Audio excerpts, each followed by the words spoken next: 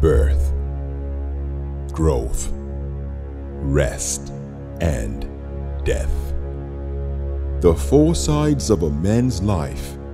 Before we can claim to have lived, we will all have been subject to the complex simplicities of these four: earth, water, fire, and air. The four elements of nature. Before we can claim to have been, we will all have tasted the enormously wonderful power of these four: vision, planning, implementation, and improvement. The four parts of success.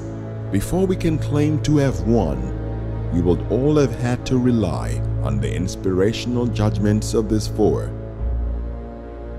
strengths, weaknesses, opportunities, and threats. The four strands of our goals.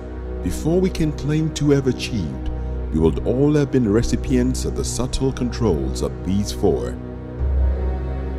melody, rhythm, harmony, and bass. The four components of music. Before we can claim to have heard, we will all have submitted ourselves to the awesome emotions of these four.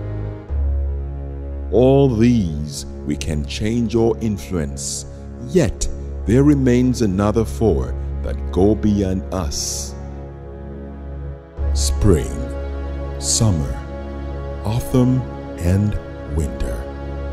The four seasons of the planet Earth.